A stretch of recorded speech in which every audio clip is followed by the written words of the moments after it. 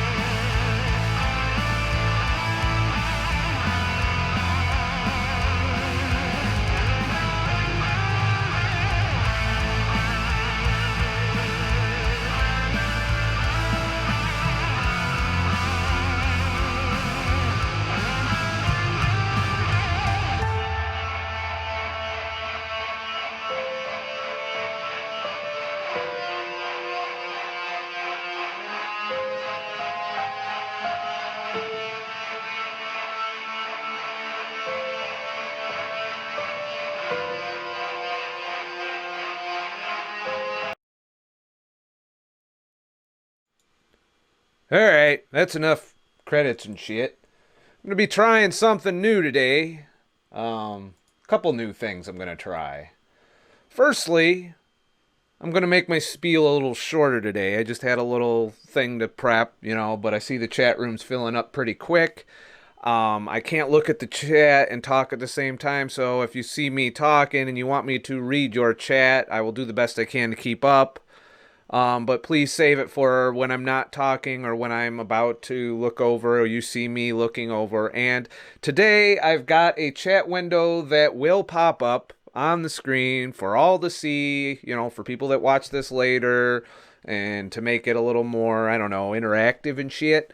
Because today is supposed to be more about Q&A. You guys, probably have shit tons of questions and shit on things I do, don't do, want to do, thoughts, theories, all that kind of shit we can talk about today. And it's important that we communicate this shit. So it looks like everything's up and running. We see no fucking issues with the stream. So, which is amazing because about 10 minutes ago, the entire stream was a bag of shit. Like, it wouldn't come up. It was giving me errors. It was saying not enough fucking data stream and crap. But somehow I magically pulled this fucking thing out of my ass. I need to get it done in an hour because I got someplace I got to be tonight. Probably. Don't know for sure, but I did need to move this up and move it along. So what I wanted to talk about today, and thank you for everyone that's come, including my patrons who have made this video possible as well.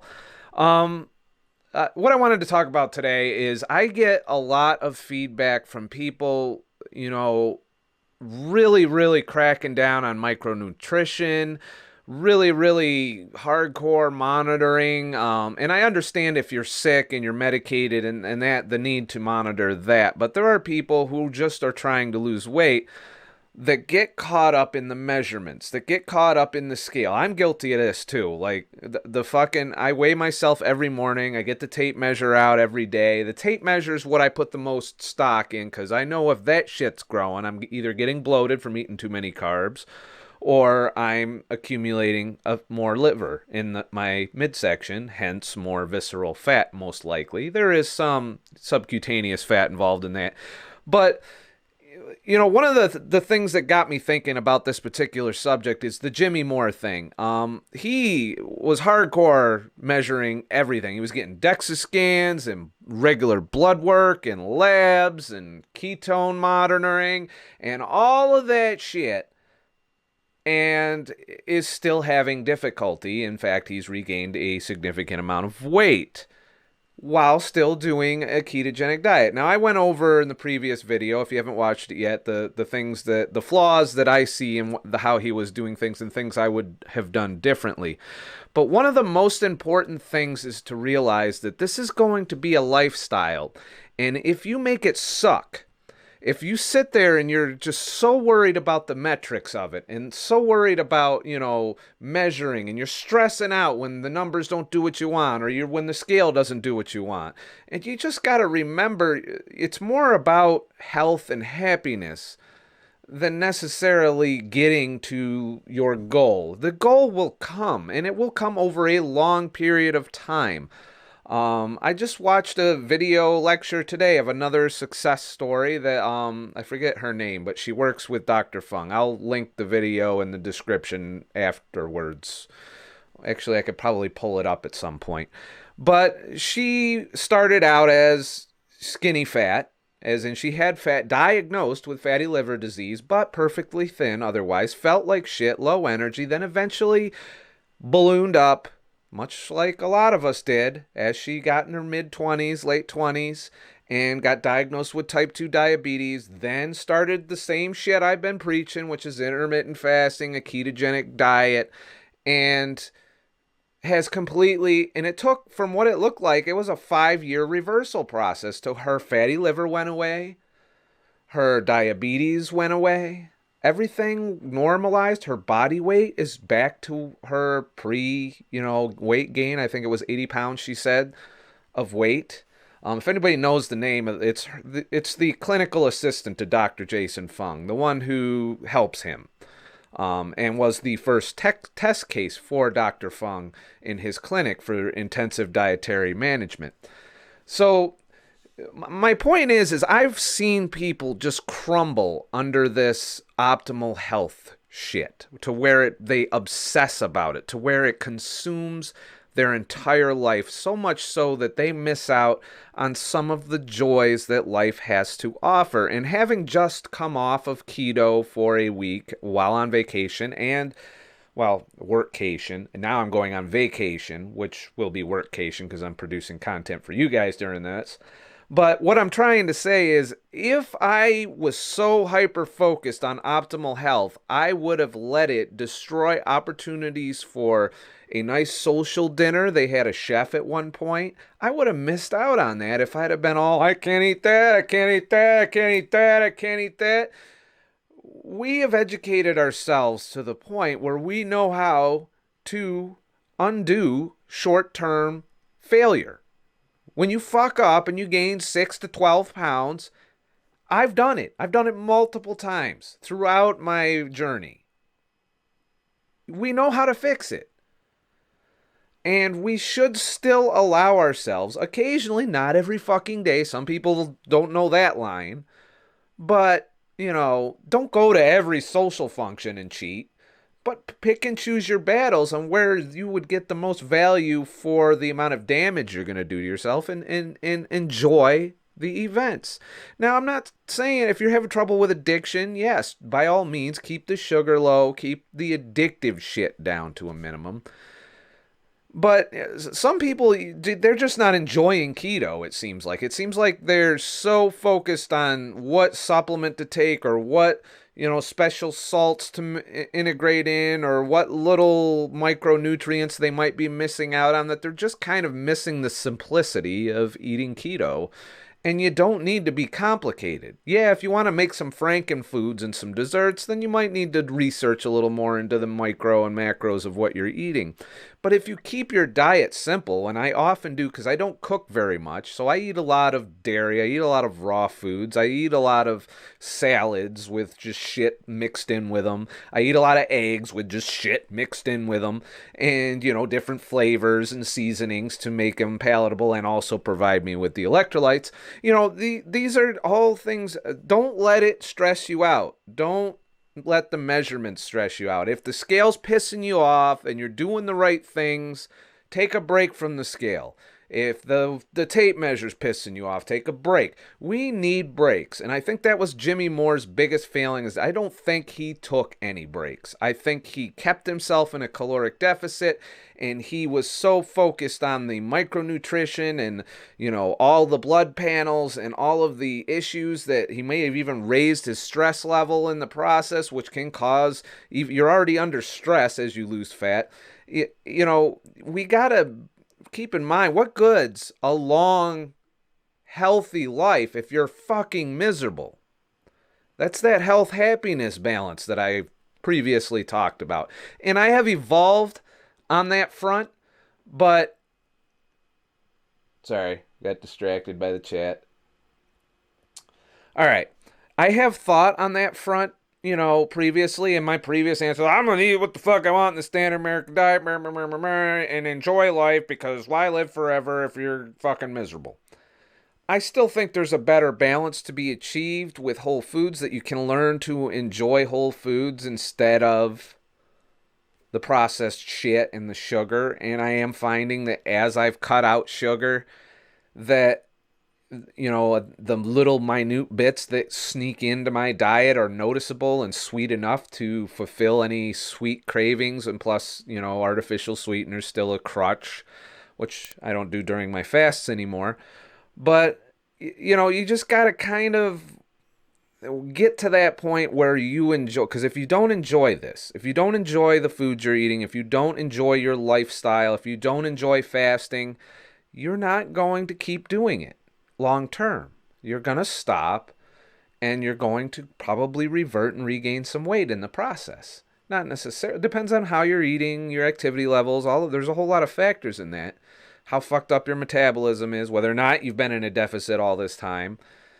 You just got to take that into account, and that's my message for the day before we get into Q&A here is take it easy.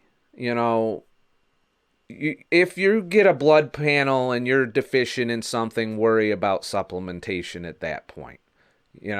Get your blood checked. Don't just assume that you feel a certain way, so you must have this deficiency. Some deficiencies are obvious, like with the cramping, that you're having electrolyte issues. You need to up your electrolytes, that kind of stuff. But the blood ketones and worrying about being in ketosis constantly is not that important. It really is not. Your body will tell you when you fuck up. It's pretty good at that. You'll feel it. You'll hit the energy wall. You'll need a nap. You'll feel bloated. You'll gain 4 or 5 or 6 pounds if you overdo it on carbs. You'll retain water. Your body has all these little cues it's sending you, and we just need to learn to listen to those. That way we don't need to spend hundreds of dollars on piss strips, which aren't very good further on down the line, or a breath, it's $200 and something breath test. And, I understand there's types of people that helps motivate, they like seeing metrics, but it's really about becoming in tune with how you feel, your energy levels, whether or not you're going the wrong way, like you start gaining a lot. And, you can right the ship. When your weight's jumped up 5, 6, 7 pounds, that something's up, and you need to think about what you've been eating, how often you've been eating, whether or not to do a long fast, whether, there's all kinds of things to think about in there, and that should be it.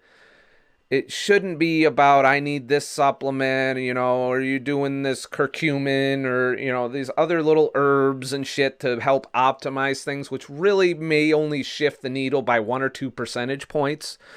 To me, not worth the stress of having to deal with that. If I feel like shit, I address the electrolytes, and that's it.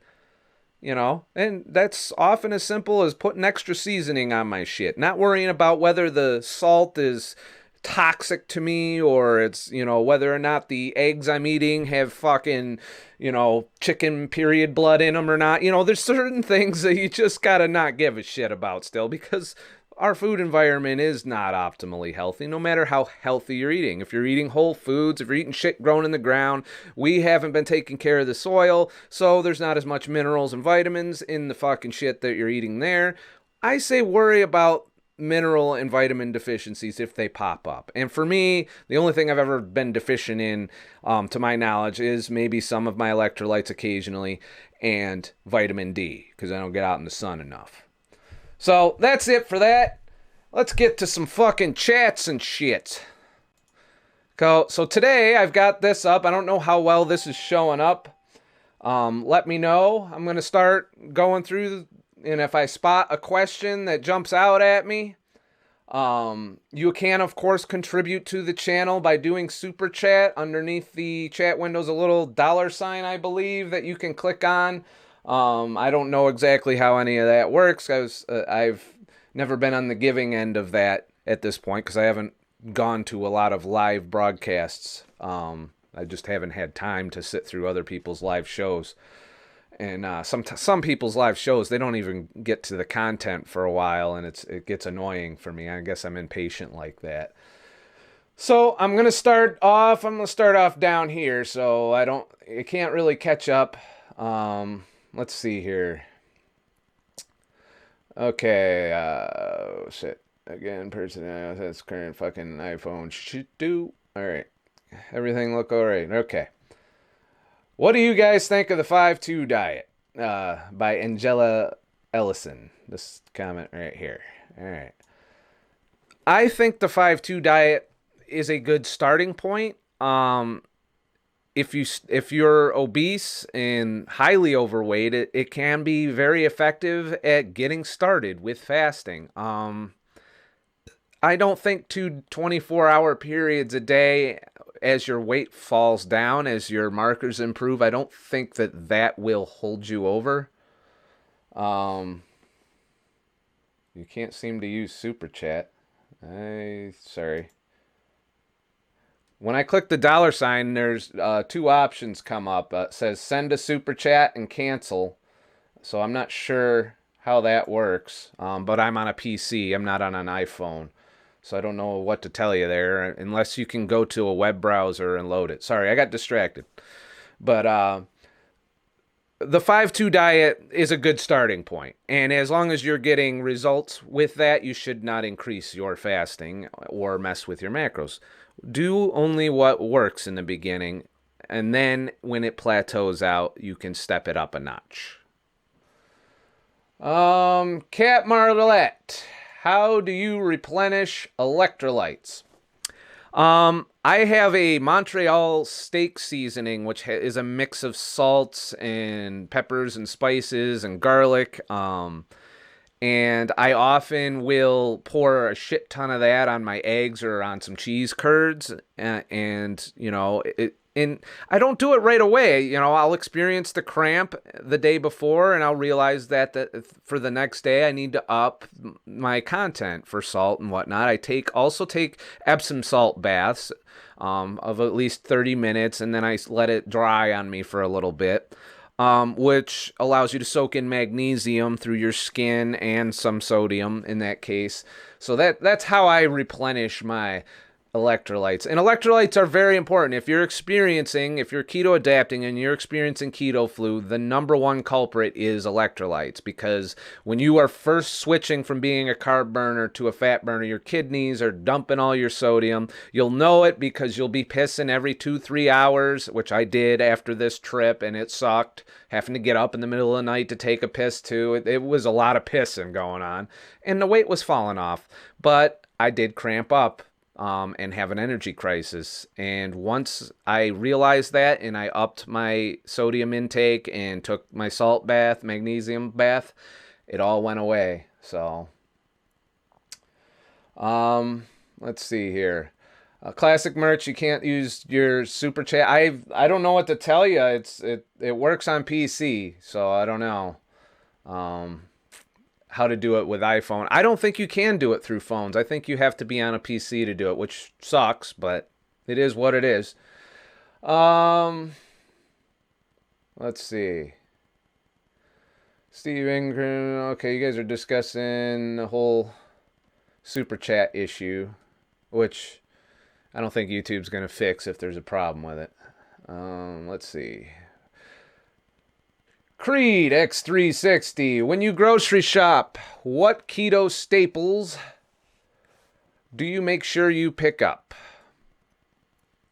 I make sure I pick up usually cheese curds, snacks mainly, and eggs, and cheese, and salad. If my diet is quite simple. My major meal usually consists of about 4 eggs, some bacon, some greens of some kind, salad, my snacks when I snack. And I do snack because I do a 36-hour eating window, and I eat intuitively or even out of boredom, and I'm not afraid to overdo it on those days because I'm doing 36 to 44 hours of fasts following that. So, I'll have cheese curds. There's my Veronica Health Crunch, which is one of my desserts. I get fage or phage, however you fucking pronounce it, full fat yogurt, Greek yogurt. I get 100% dark chocolate with no sweetening in it. And, I also order Lily's chocolate chips, which are sweetened with stevia erythritol. And, I mix those in with the yogurt sometimes, along with some extra sweetener there, and it makes some dessert-like things. And they're all very simple. They take 2 minutes. I'm not a cook. I'm not a baker, so I kind of don't go nuts with it. So, all right. Let's see here. I'm having problems with mixing. Okay. Let's see here. Matt Mooey, I'm having problems with mixing in my mountain biking. Falls to bits if I don't take on the carbs those days. Any advice or recommended or any other YouTubers? So, I would say if you are trying to become a fat adapted athlete, that you're not going to perform at the same level you were as far as performance when you first start out. It is a new muscle you're working out, becoming a fat burner. Thank you, Leonardo Kardashian, for the donation. I appreciate it and shit. So you have to fat adapt, and it takes 6 to 8 weeks. And if you're an athlete, it might even take 8 to 10 weeks before you're performing at that endurance level that you were prior to it. And you have to be strict with it, because if you switch back to being a carb burner and you try to do one of these exercises, you're going to bonk. You're going to hit the wall and have to carb up. That's why a lot of athletes do still carb load even though they're keto. They stay keto till right before they're going to do their event. Then they carb up. Then they do their shit. And then they go back to keto, which is a cyclical ketogenic approach. However, the elite athletes that have shown the most success, and Peter Attia is one of the people that you would want to read up on, low carb performance. These are all things that you would want to research into, but you'll as they adapt, they start setting endurance records. They start breaking records, like that couple that rode completely fat adapted from California to Hawaii in record time.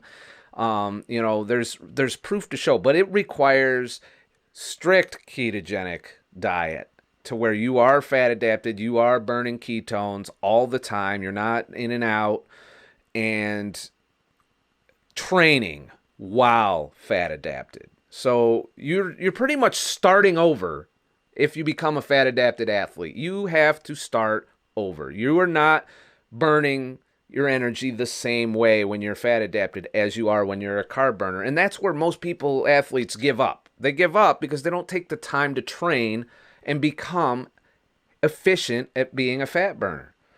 And it takes time, training. You're going to feel like shit. You're going to feel low energy. You got to push through those times.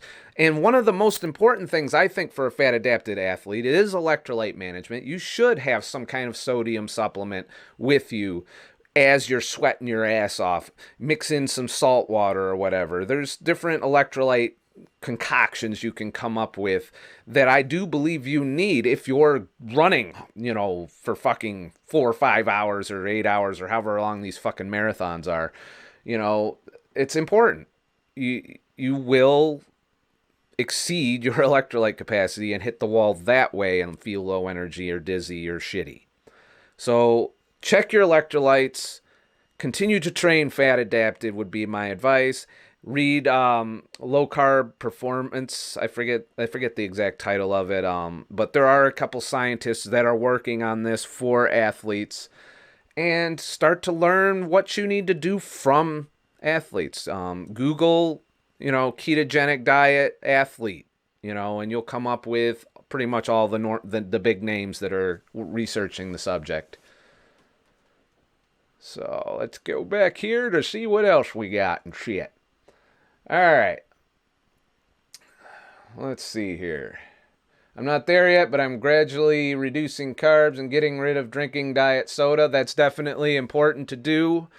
I myself have been guilty of having heavy cream and sweetener on a fast day as a crutch, and I'm trying to get rid of those crutches to flesh out my last 5 pounds, which is really all I have left to lose, about 5 or 6 pounds, and keep off.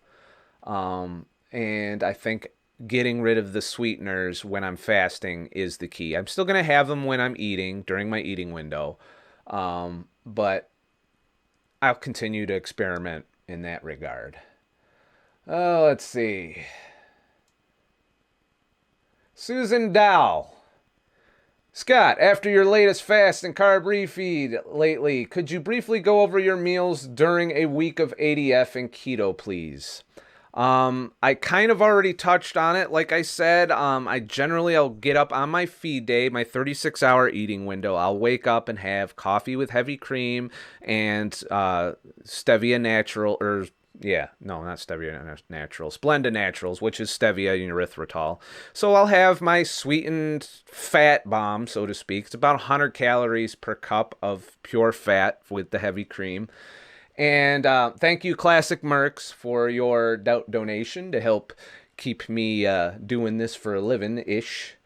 But yes, that's the first thing I do in the morning. That generally around 1 or 2 o'clock, I'll be starting to think about eating lunch because I'm trying to get calories in. I'm not afraid to go overboard on a feast day. I do try to be mindful of the amount of carbs that I'm consuming. I don't go over 50, and sometimes I straddle that 50 line, but I'm pretty careful, and I've gotten to the point where I know how many roughly carbs I've had, just based on what I've been eating, because I always typically eat the same kinds of things. That first meal typically, more often than not, ends up being eggs in one form or another, usually scrambled in with different things like mushrooms and cheese. And I'm not afraid of dairy like a lot of ketos are. I don't have a problem with it. In fact, sometimes it cleans me out appropriately, which sometimes can be an issue for people.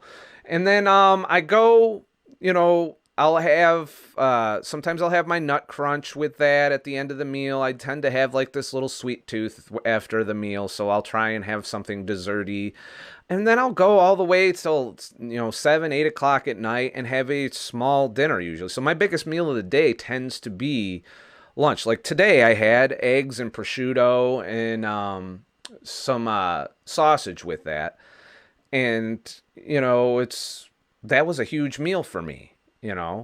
Sometimes I'll get some roast beef. There's a little bit of carb content in that because it's processed meat. So you don't have to be super strict. You just got to be careful with the carbs.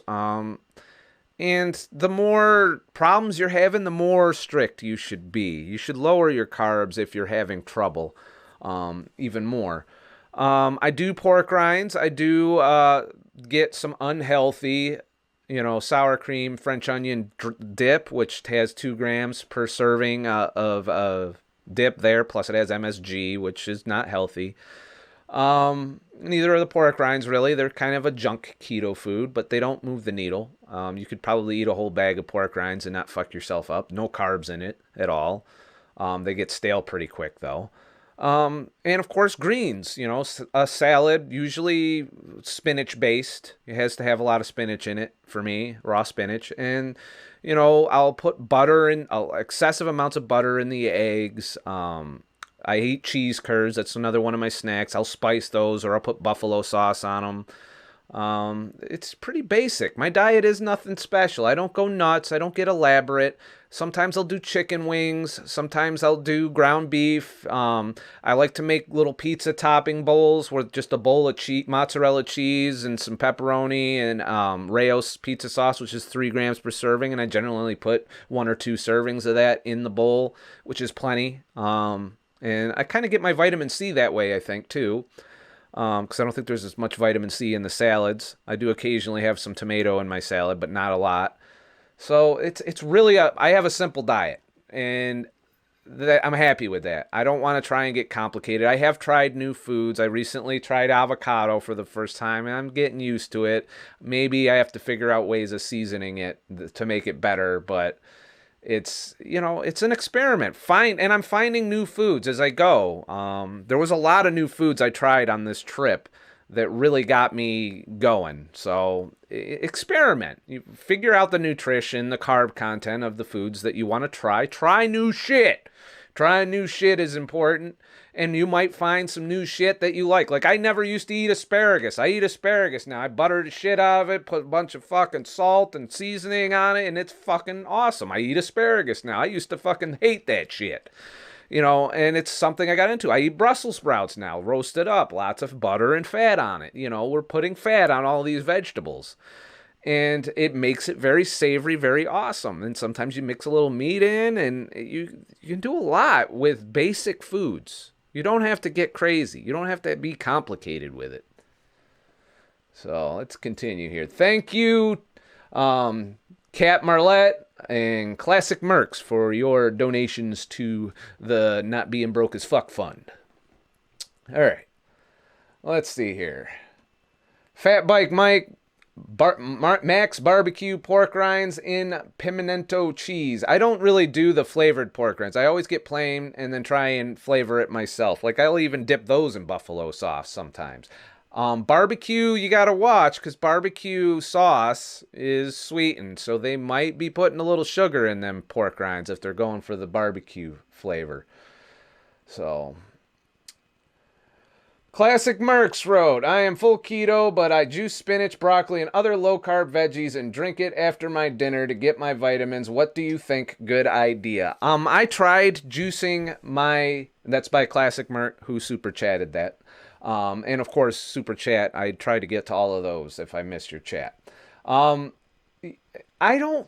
tried juicing my vegetables, and here's the problem. You're losing out on fiber when you juice your vegetables, and I think fiber is important. We need all the fiber we can get. We definitely, even as ketos, and standard American diet doesn't either, we don't get enough fiber, and fiber is what feeds your gut microbiome. It's what the bacteria in your ass is munching on. And when that bacteria is munching on that shit, it tends to put out other shit that you can use. It's one of the keys for serotonin comes into your body that way. You can get tryptophan from your gut bacteria digesting other shit. There's a whole bunch of shit goes on in the gut that we only know a fraction of. And it's probably one of the reasons you can fast for so long without becoming super deficient in things, is because your gut microbiome is giving you byproducts from its foods and energy and proteins and maybe even sugars. We haven't done enough research on that. It's started, but that's why I don't believe in juicing. Not to mention, if you're juicing fruits, you might as well be like this with the sugar, So that's kind of where I stand with that. I'm not a big fan of juicing vegetables. Yes, you can get more vitamins that way, but you're losing out on fiber. You might be increasing your carbs substantially because you're essentially drinking way more vegetables than you would be able to eat in a sitting because of the fiber. So that would be my opinion on that. Like I said with the vitamins, don't worry about the vitamins unless you have a deficiency that you know about. All right? And you can easily go get a blood panel to find out if you're deficient. Tell your doctor, look, I'm worried I'm not getting enough of this vitamin or that vitamin. He'll check your blood and let you know if you're fucked. And they'll even prescribe you a supplement because they love doing that. They did when they found out I was vitamin D deficient, which most people are. And then you just take the supplement and come back later. Did they test it again? Is it all fixed? Oh, okay, you're good to go. Worrying about becoming deficient is not something you need to worry about. You might occasionally dip your toe into different deficiencies only to rebound very quickly. It's that's where you're getting into that stressing about what you're eating and trying to be optimal micronutrition. And really in today's day and age and the depleted soil environment and the fact we don't eat organ meats, it's really hard to gauge where we're at nutritionally. And plus, in my opinion, I don't think we've been told everything in regards to what we really need for vitamins and minerals, because there is a pretty big market for supplements and it's not in their best interest to make you think you get enough of shit. I myself, I've never worried about it, and the only deficiency I ever came up with was vitamin D. And that was blood panel. And they gave me a shit ton of vitamin D to take, and I ended up just going outside more. Because you get vitamin D from the sun. All right. Jason Baccaro, pizza top dishes. I do that too, Scott. Use the same brand of sauce. That's awesome. That's my favorite. Like that when I feel like pizza or pasta, I do that. Sometimes I'll do ground beef and mix it in, which kind of gives me a pasta kind of feeling, especially if you don't melt the cheese all the way.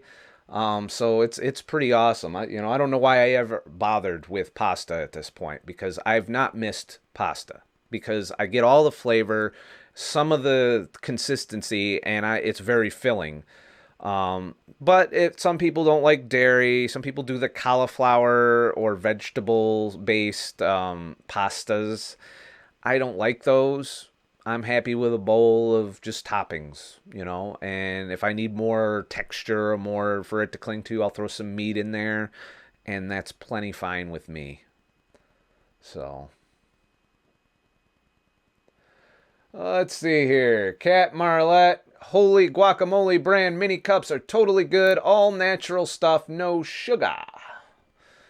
I'm still haven't tried guacamole, believe it or not. It's on my list of shit to do since I have had some avocado over the course of the vacation. And while I didn't rave about it, I didn't exactly throw up in my mouth either. So there'll be some guacamole in my future. Brown your avocado in bacon grease. Replace my hash browns. That sounds interesting. That was by Steve Yak. I might try that too. Looking at new ways of preparing vegetables has become kind of a thing in this diet. So, let's see here. Roman Graham. I've been dropping weight like crazy. Been IF all the time. Can eat what I want. Is this something I should be concerned about? I stopped trying to make everything complicated and it works. I want to address this, because I, too, was once like you. If you go back to my earlier videos, you see me saying, I eat what the fuck I want to eat. And the problem I ran into, and I would ask you to respond, is what have your hunger levels been? Do you feel satisfied when you eat? Do you become very hungry when you fast? That's why I went ketogenic. I didn't go ketogenic at the time because I didn't know all about this fatty liver shit at the time. I wasn't looking to do anything when I first went keto, but get rid of the hunger while I'm fasting, and to not binge after the fast. And you do still eat a little more, but when you eat keto, you still are not in binge territory where you're going to massively overeat your fast. You'll get full far before you are at risk of out eating along, like a 24 or 36 hour fast. So it can work to a point, and I stress, if what you're doing works for you and you're happy and it's sustainable, then keep doing it. It's better than not doing it at all. Definitely. There are different degrees of health. There's different levels of taking this. You know, you don't need to do all of that shit. You can keep it simple and stick to what works. But what a lot of people do is they start out like that. They eat what they want, but they fast, and then they hit some kind of wall. Or it could be a wall of hunger and miserableness. Maybe they get hangry a lot. They could have energy issues. For me, I plateaued weight-wise, far before I got to where I'm at today. Like low 200s, I was starting to plateau, and then I spent almost a year in the 190s. And then regained, doing standard American diet, 1 meal a day, 15 pounds at one point, that's what sent me firmly into the keto camp. So it just do what works, and if you need to push the needle, then you need to reevaluate what you're doing, or try something else, or add something to it, or fast longer. That's an option too. But if you gotta like doing long fasts, if you're gonna stick with the standard American diet, there's no way around it. You're gonna be doing 7, 10, 14 days here and there, usually to recover from a 10 to 15 pound weight gain on a bad weekend of eating. That's what I found when sticking to the standard American diet and fasting alone. So let's see. I'm starting to fall behind here. Shit. Let's see. So, Susan Dahl. So, after your meal at 7 p.m., you fast until the morning of the second day.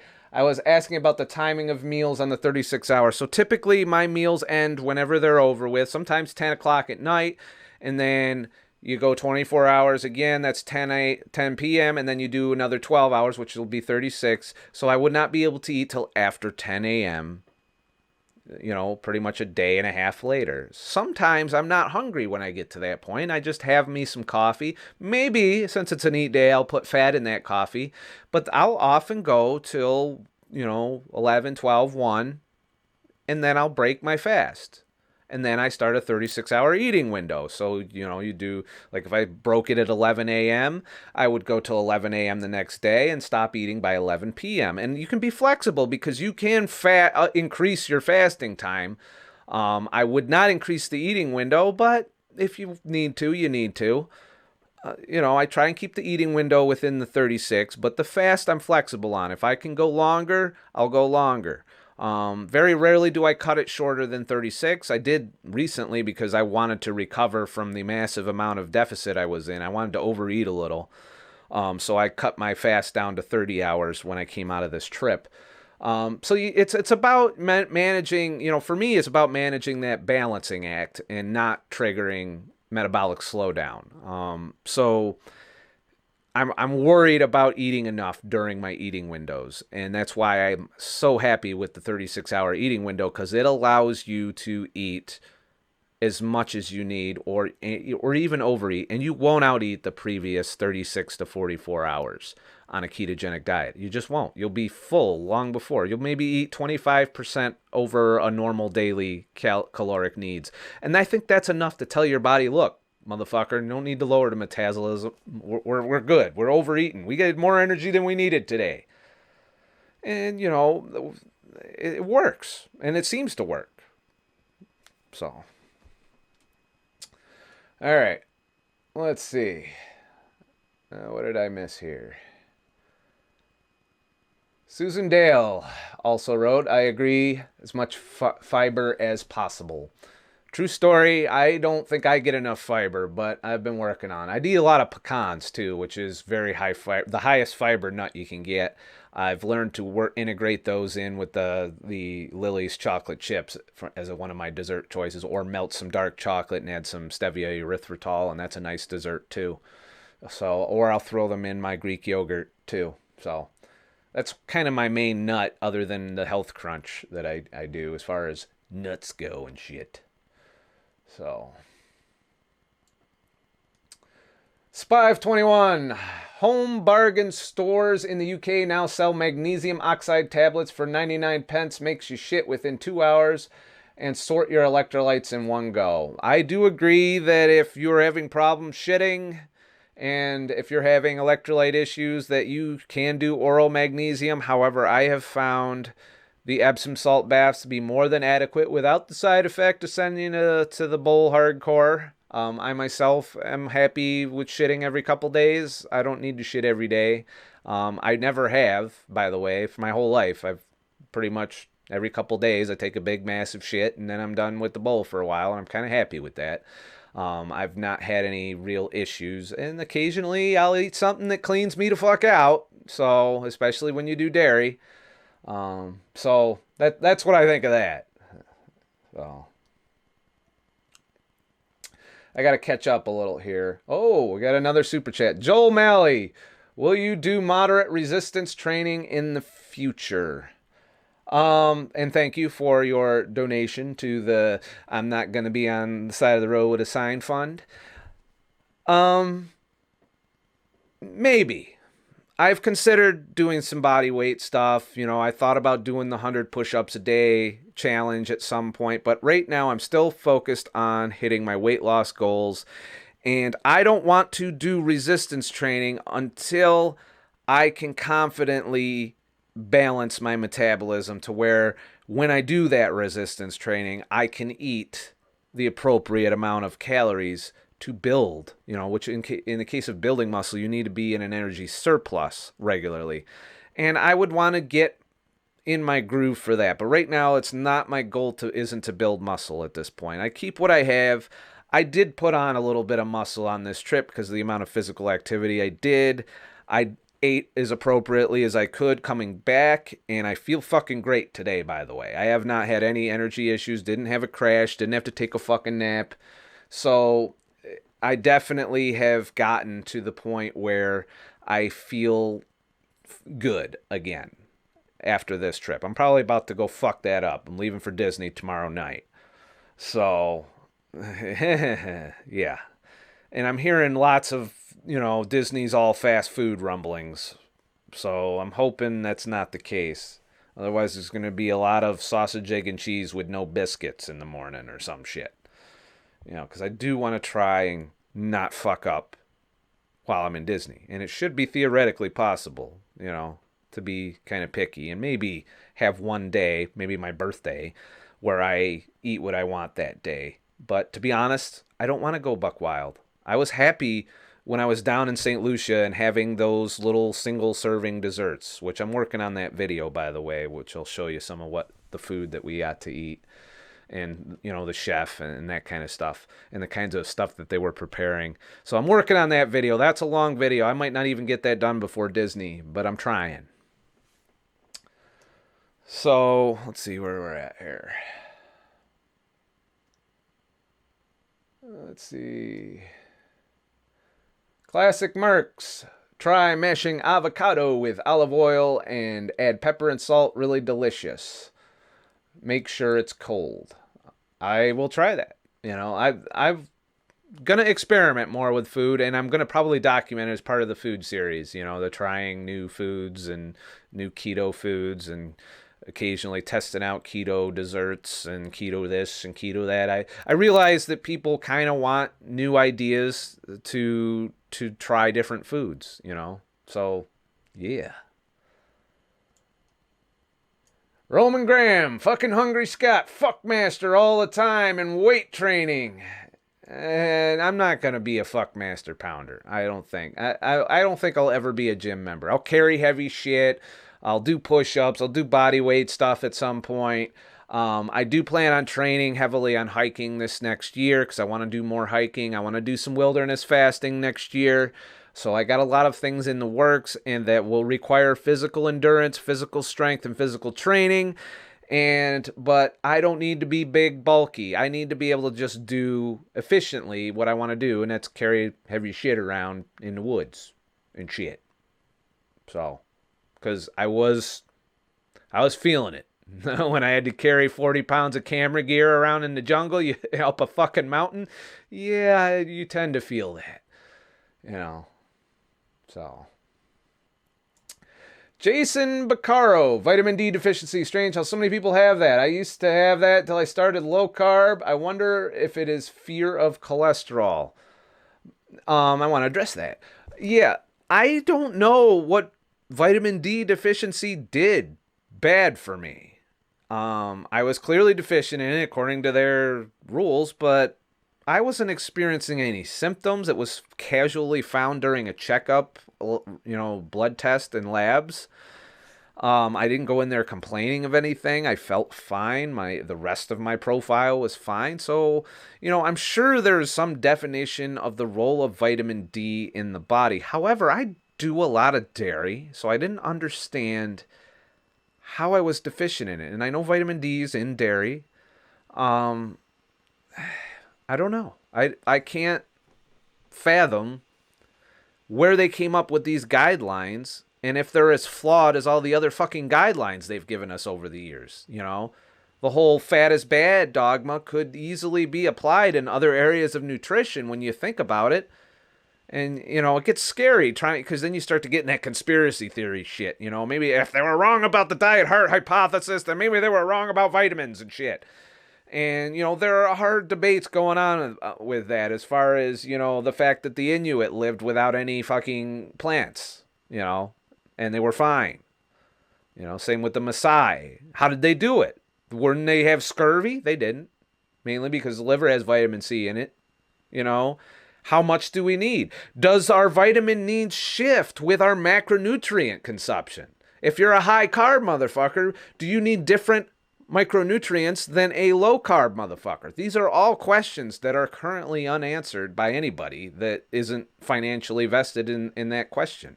And of course, if you're financially vested, you're not going to come up with an unbiased, yes or no answer to these questions. So that kind of brings that whole debating the micronutrition thing to light, and I am not anywhere close in research enough to confidently say it one way or another. I've kind of gamble on the side of not supplementing, even knowing that our foods aren't as nutrient dense as they should be, especially plants. But so far, I have not had any issues. All I had was the vitamin D deficiency, and that panel where I was deficient was during the standard American diet. So I was getting all my vitamins there. But we'll see. I got a blood panel coming up this next year. I'll probably be fat adapted when it happens. So it'll be interesting to see where I'm at, both from the lipid profiles, which I'm sure are going to make a doctor take a shit because I'm going to have high cholesterol. I'm mainly going to be concerned with my HDL triglyceride, levels and ratio. I'm not as concerned with LDL levels as the doctors will be.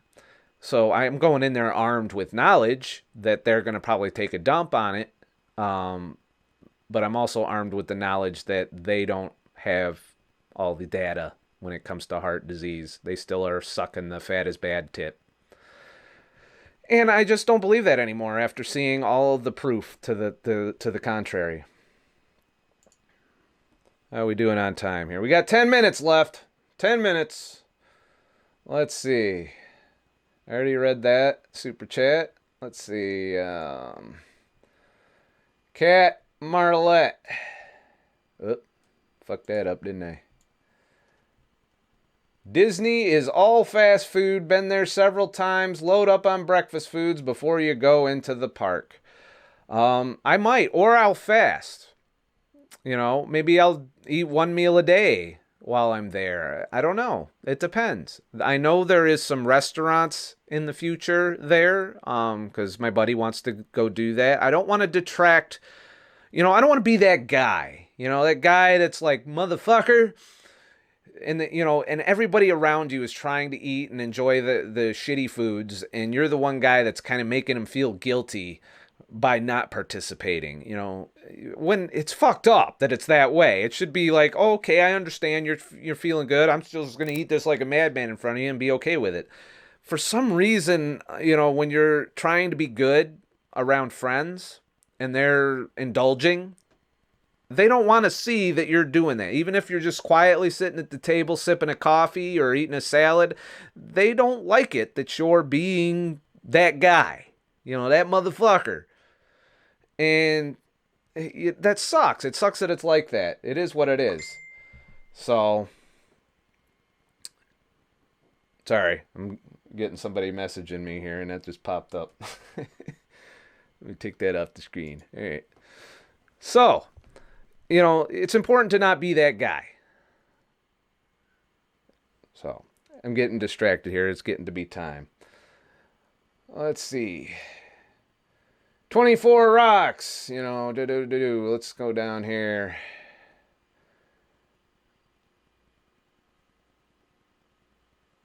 Oh, shit.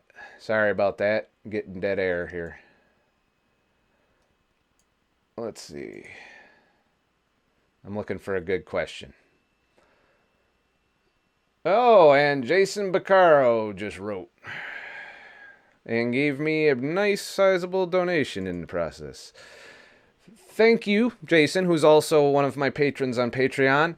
What about making your own shirts? Fast, don't pound the fuckmaster. I am considering that, doing, a drop shirt type thing and selling shirts in the future. I have to have time to develop them and to come up with some sayings, and then I'll, of course, work on that.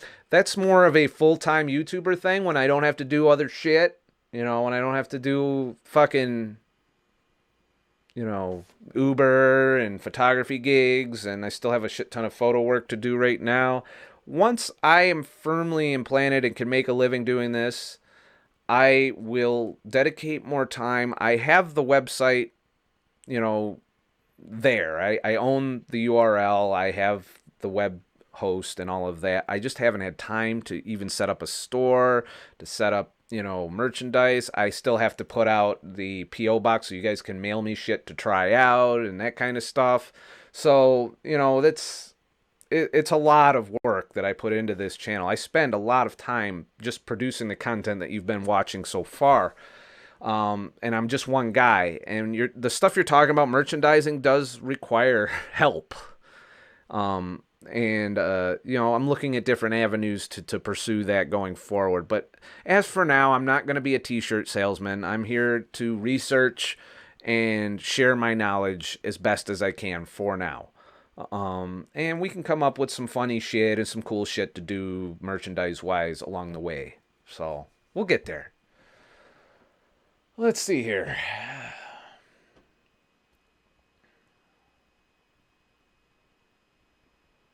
Oh, man. Okay.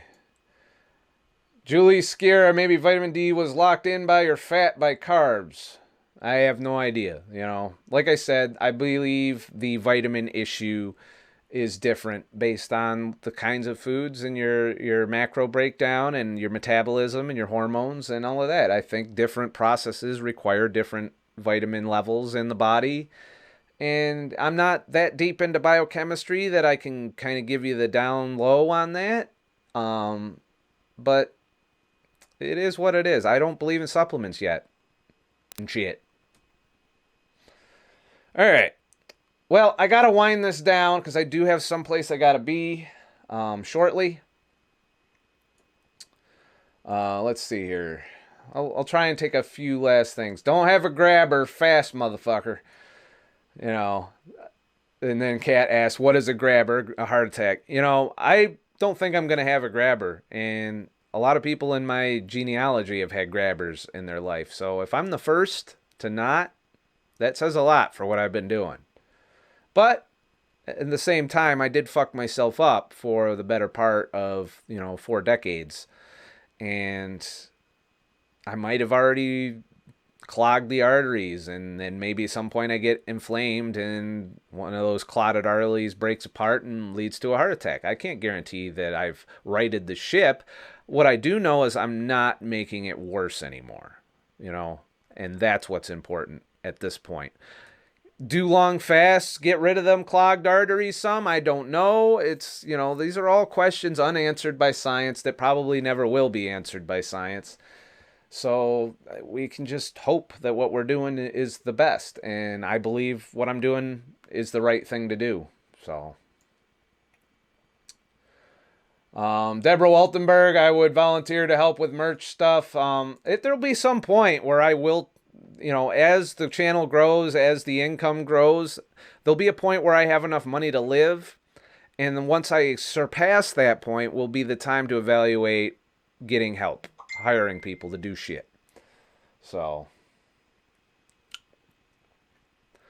I just keep my fucking chat popping up on the screen and shit. All right. So I'm going to take off. I'm getting my messengers blowing up telling me I got someplace to be. So I will cut this video short. Thank you to all of those who have contributed here on this super chat and have helped me, get through tonight. I will do more of these Q&As. I was very happy with the amount of questions, with the flow, with being able to put the chat up on the screen. It's nice to also know that we can now go back and see the chat. Maybe I'll see something in the chat watching this back later and address whatever concerns or comments or what have you at that point. So I will see you guys later and shit. I'm going to try and get one more video out. Not sure which video it'll be at this point before I leave out tomorrow.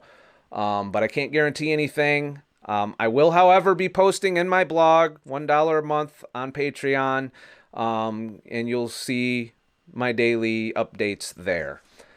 So have a nice... Oh, I'm not a fucking expert. Just a fucking asshole. So have a nice motherfucking day. And shit. And then be patient while I load up the credits. These are old credits, because I was too lazy to make new credits. Or not. You know what? Just check out Patreon. Look at my patrons. They're awesome. They're making this shit possible. Music by Wes Derrickson. And that's the end of this shit. And shit. So now I'm going to stop the stream. After a little post-roll here. Actually, let me reset this fucking thing. Why is this not working? There we go. There's some credits.